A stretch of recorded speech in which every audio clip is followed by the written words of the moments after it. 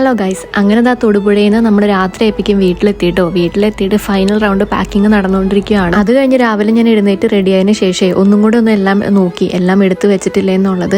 സ്നോക്കുട്ടനെ ഈ ബ്ലാക്ക് പെട്ടി പാക്ക് ചെയ്യുന്ന കണ്ടാൽ അറിയാട്ടോ ഞാൻ പോവാറായെന്നുള്ളത്. അവൻ എന്നെ വിടുന്നുണ്ടായില്ല, എന്നെ പിടിച്ച് വലിക്കുമായിരുന്നു അകത്തോട്ട് തിരിച്ച്. അങ്ങനെ നമ്മൾ എയർപോർട്ടിലെത്തി. എയർപോർട്ടിൽ അപ്പയും അമ്മയും വാവയും ടോണിയും വന്നിട്ടുണ്ടായിരുന്നു. അങ്ങനെ നമ്മുടെ പെട്ടികൾ വെയിറ്റും കാര്യങ്ങളൊക്കെ നോക്കിയിട്ട് ഒന്ന് അങ്ങോട്ടും ഇങ്ങോട്ടും സോർട്ട് ചെയ്തു. എൻ്റെ വീട്ടിൽ ഏറ്റവും ബോൾഡായ ഒരാളാട്ടോ എൻ്റെ നാത്തൂൻ. അങ്ങനെ ഇവനോട് യാത്ര പറയുന്നതാണ് എൻ്റെ ലൈഫിൽ എനിക്ക് ഏറ്റവും ടഫസ്റ്റ് ആയിട്ടുള്ളൊരു മൊമെൻറ്റ്. അങ്ങനെ ഞാൻ തിരിച്ചതാ വീണ്ടും ഇറങ്ങി വന്നിട്ട് എല്ലാവരോടും ഒന്നും കൂടെ യാത്ര പറഞ്ഞു.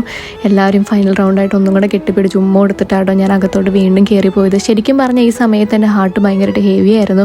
എങ്ങനെയാണ് ഈ ഇമോഷൻ പറഞ്ഞറിയിക്കേണ്ടതെന്ന് എനിക്കറിയില്ല.